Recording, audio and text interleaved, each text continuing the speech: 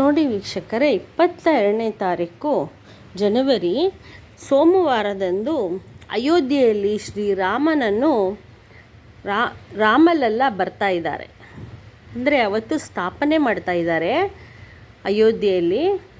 ಇಷ್ಟು ವರ್ಷ ಎಷ್ಟು ಕಠಿಣವಾಗಿದ್ದಂಥ ಒಂದು ಕೆಲಸವನ್ನು ಇವಾಗ ನೆರವೇರಿಸ್ತಾ ಇದ್ದಾರೆ. ಇಷ್ಟು ದಿನ ರಾಮಲಲ್ಲನ ಅಲ್ಲಿ ಪೂಜೆ ಮಾಡದೆ ಅಯೋಧ್ಯೆಯನ್ನು ಎಲ್ಲ ನಿರ್ಮಿಸ್ತಾ ಇದ್ದಾರೆ. ಅದರಿಂದ 22ನೇ ತಾರೀಕಿಂದ ರಾಮಲಲ್ಲನ ಪೂಜೆ, ಆರಾಧನೆ, ಹೋಮ ಎಲ್ಲ ನಡೆಯುತ್ತೆ. ನೋಡಿ, ಎಲ್ಲರ ಮನೆಗೂ ಅಕ್ಷತೆ ಬಂದಿರುತ್ತೆ ಅಂದ್ಕೊಂಡಿದ್ದೀನಿ. ಎಲ್ಲರಿಗೂ ಅಕ್ಷತೆ ಬರ್ತಾ ಇದೆ ಅಯೋಧ್ಯೆಯಿಂದ. ಆ ಅಕ್ಷತೆನ ನೀವು ಮನೆಯಲ್ಲಿ 22ನೇ ತಾರೀಕು ದಿನ ನೀವು ಪೂಜೆನ ಮಾಡಬೇಕು. ಅಕ್ಷತೆನ ಪೂಜೆ ಮಾಡಿ ನೀವೇನು ಮಾಡಬೇಕು, ನೀವೇನು ಪಾಯಸ ಆಗಲಿ ಏನಾದರೂ ಸಿಹಿ ತಿಂಡಿ ಮಾಡಿ ರಾಮಲಲ್ಲನಿಗೆ ನೈವೇದ್ಯ ಮಾಡಬೇಕು. ಅಕ್ಷತೆ ಕಾಳನ್ನ ಹಾಕಬೇಕು ಅಡುಗೆಗೆ. ಮತ್ತು ಎಲ್ಲರೂ ನಿಮ್ಮ ಮಕ್ಕಳು, ನಿಮ್ಮ ಗಂಡ ಹೆಂಡತಿ ಎಲ್ಲರೂ ತಲೆ ಮೇಲೆ 2 ಕಾಳು ಹಾಕ್ಕೊಂಡು ಮಿಕ್ಕಿದ್ದ ಅಕ್ಷತೆಯನ್ನು ನೀವು ಭದ್ರವಾಗಿ ಒಂದು ಕೆಂಪು ಬಟ್ಟೆಯಲ್ಲಿ ಕಟ್ಟಿ ಇಡಬೇಕು ವೀಕ್ಷಕರೇ. ಕೆಂಪು ಬಟ್ಟೆಯಲ್ಲಿ ಕಟ್ಟಿಡಿ. ಆ ದಿನ ನೀವು ಸಂಜೆ ಎಲ್ಲರೂ 5 ದೀಪಗಳನ್ನು, ತುಪ್ಪದ ದೀಪಗಳನ್ನು ಆರಾಧನೆ ಮಾಡಬೇಕು. ನಿಮ್ಮ ಮನೋಕಾಮನೆಗಳೆಲ್ಲ ಶ್ರೀರಾಮನಲ್ಲಿ ಹೇಳ್ಕೊಂಡು, ರಾಮ, ಸೀತೆ, ಲಕ್ಷ್ಮಣ, ಹನುಮ ಹೆಸರೇಳಿ ನೀವು ಹೇಳ್ಕೊಂಡು ನಿಮ್ಮ ಸಂಕಲ್ಪನ ಮಾಡಿಕೊಂಡು ರಾಮನಲ್ಲಿ ನೀವು ದೀಪಾರಾಧನೆ ಮಾಡಿ ಆ ದಿನ. ಮತ್ತು ಭಜನೆ ಮಾಡಿ, ಮಂತ್ರ ಹೇಳಿ, ರಾಮ ಮತ್ತು ಜಾನಕಿ ವಲ್ಲಭ, ಜಾನಕಿ, ಲಕ್ಷ್ಮಣ, ಹನುಮನ ಆರಾಧನೆ ಮಾಡ್ಕೊಳ್ಳಿ. 22ನೇ ತಾರೀಕು ತುಂಬ ವಿಜೃಂಭಣೆಯಿಂದ ಈ ಒಂದು ಅಯೋಧ್ಯೆಯಲ್ಲಿ ನಡೆಯುವಂಥ ಹೋಮ, ಹವನ, ರಾಮನ ಪ್ರತಿಷ್ಠಾಪನೆ ಎಲ್ಲ ವಿಜೃಂಭಣೆಯಿಂದ ನಡೀತೆ. ನೀವು ನಿಮ್ಮ ಮನೆಯಲ್ಲಿ ರಾಮನನ್ನು ನೆನೆದು, ಅಯೋಧ್ಯೆಯನ್ನು ನೆನೆದು ನೀವು ಆರಾಧನೆ ಮಾಡಿ, ದೀಪಾರಾಧನೆ ಮಾಡಿ, ತುಪ್ಪದ ದೀಪಾರಾಧನೆ ಮಾಡಿ, ರಾಮಲಲ್ಲನಿಗೋಸ್ಕರ ನೀವು ರಾಮನನ್ನು ಎಷ್ಟು ನೆನೀತೀರೋ ಅಷ್ಟು ನಿಮ್ಮ ಕಷ್ಟಗಳೆಲ್ಲ ಪರಿಹಾರ ಆಗುತ್ತೆ. ರಾಮ ತುಂಬ ಒಳ್ಳೆ ರೀತಿ ಎಲ್ಲರಿಗೂ ಆಶೀರ್ವಾದ ಉಂಟು ಮಾಡ್ತಾರೆ, ಆಶೀರ್ವಾದ ಕೊಡ್ತಾರೆ. ರಾಮ ತುಂಬ ಶಕ್ತಿಶಾಲಿ. ರಾಮ ರಾವಣನನ್ನು ಸಂಹಾರ ಮಾಡಿದಂಥ ಒಂದು ವಿಶೇಷ ಕತೆ ನಿಮಗೆ ಗೊತ್ತೇ ಇದೆ. ರಾಮ ತನ್ನ ಬಿಲ್ಲು ಬಾಣದಿಂದ ಅವನು ಬಚ್ಚಿಟ್ಟಿದ್ದಂಥ ಅವನನ್ನು ರಾವಣನನ್ನು ಕೊಲ್ಲೋ ಅಂಥ ಒಂದು ಬಾಣನ ಬಚ್ಚಿಟ್ಟಿದ್ದ ಅವನು. ಅದು ಅವನ ಹೆಂಡತಿಗೆ ಮಾತ್ರ ಗೊತ್ತಿತ್ತು. ಹನುಮ ಏನು ಮಾಡಿದೆ, ಹೋಗ್ಬಿಟ್ಟು ಆ ಬಾಣನ ಏನೋ ಮಾಡಿ ಎತ್ಕೊಂಡು ಬರುತ್ತೆ. ಆ ಬಾಣ ಅದು ರಾವಣನ ಹೆಂಡತಿಗೆ ಗೊತ್ತಾಗೋದಿಲ್ಲ. ರಾವಣನ ಹೆಂಡತಿ ಆಮೇಲೆ ಹೋಗಿ ನೋಡ್ತಾಳೆ, ಅಲ್ಲಿ ಆ ಬಾಣ ಇರೋದಿಲ್ಲ.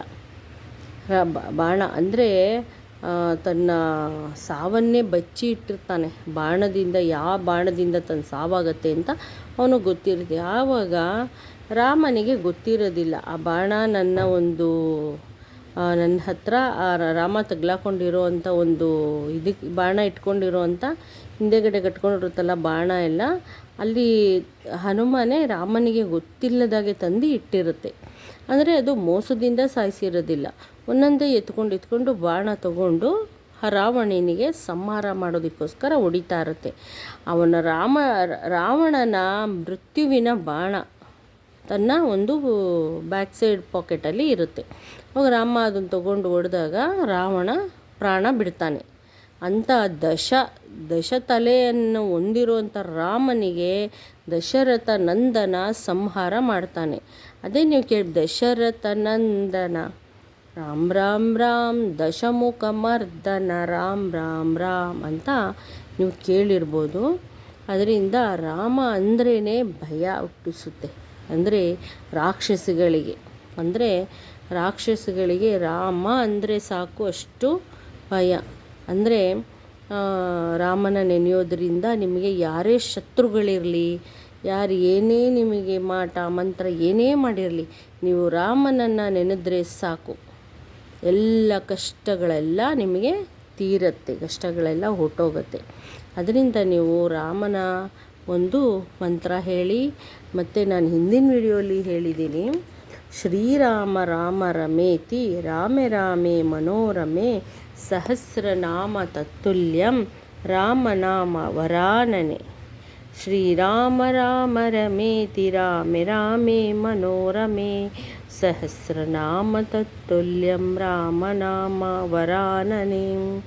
ಶ್ರೀರಾಮ ರಾಮ ರಮೇತಿ ರಾಮೆ ರಾಮೇ ಮನೋರಮೆ. ಸಹಸ್ರನಾಮ ತತ್ತುಲ್ಯಂ ರಾಮನಾಮ ವರಾನನೆ.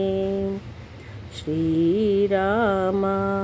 ಹೀಗೆ ನೀವು ರಾಮನ ಮಂತ್ರ ಹೇಳ್ಕೊಂಡು ರಾಮನ ಜಪ ಮಾಡಿ ಭಜನೆ ಮಾಡಿ ವೀಕ್ಷಕರೇ. 22ನೇ ತಾರೀಕಿನ ದಿನ ಸೋಮವಾರ ದಿನ ರಾಮ ಸ್ಥಾಪನೆ ಆಗ್ತಾ ಇದ್ದಾರೆ. ರಾಮಲೆಲ್ಲ ಬರ್ತಾ ಇದ್ದಾರೆ ಅಯೋಧ್ಯೆಗೆ. ಅದರಿಂದ ನೀವು ಮನೆಯಲ್ಲಿ ಪೂಜೆ ಎಲ್ಲ ಮಾಡಿ ರಾಮನ ನೆನೆಯಿರಿ, ನಿಮಗೆಲ್ಲ ಒಳ್ಳೆಯದಾಗುತ್ತೆ.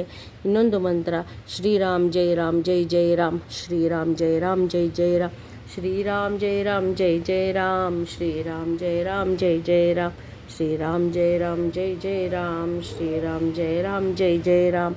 ಈ ಮಂತ್ರನ ನೀವು 10 ನಿಮಿಷ ಹೇಳ್ಕೊಳ್ಳಿ. ಆ ದಿನ ದೀಪಾರಾಧನೆ ಮಾಡಿಬಿಟ್ಟು ನಿಮಗೆ ಒಳ್ಳೆಯದಾಗತ್ತೆ. ಮತ್ತು ವೀಕ್ಷಕರೇ, ಎಲ್ಲ ಪೂಜೆ ಎಲ್ಲ ಮಾಡಿ ದೀಪಾರಾಧನೆ ಮಾಡಿ ಆರತಿ ಮಾಡಿ ರಾಮನಿಗೆ, ರಾಮಲಲ್ಲನಿಗೆ ಇಷ್ಟವಾದ ನೈವೇದ್ಯ ಲಡ್ಡು, ಖೀರು, ಪಾಯಸ ಇದೆಲ್ಲ ನೀವು ಅರ್ಪಣೆ ಮಾಡಿ ಭಜನೆ ಮಾಡಿ ನಿಮ್ಮ ಸಂಕಲ್ಪಗಳನ್ನೆಲ್ಲ ಕೇಳ್ಕೊಳ್ಳಿ.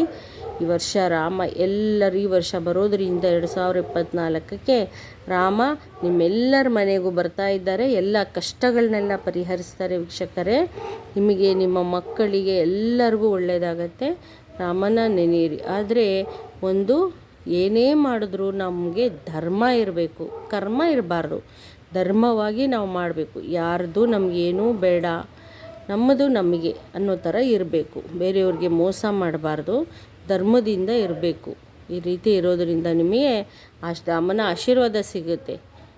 ಈ ರೀತಿ ನೀವು ಆಶೀರ್ವಾದ ಪಡ್ಕೊಳ್ಳಿ. ಒಳ್ಳೆಯ ಕೆಲಸ ಮಾಡಿ, ಒಳ್ಳೇದು ಮಾಡಿ, ಒಳ್ಳೆಯ ಭಜನೆ ಮಾಡಿ, ಒಳ್ಳೆಯದಾಗಲಿ ನಿಮಗೆಲ್ಲ. ನಮಸ್ತೆ ವೀಕ್ಷಕರೇ. ಮತ್ತು ಚಾನಲ್ನ ಸಬ್ಸ್ಕ್ರೈಬ್ ಮಾಡಿ, ಲೈಕ್ ಮಾಡಿ, ಶೇರ್ ಮಾಡಿ ವೀಕ್ಷಕರೇ.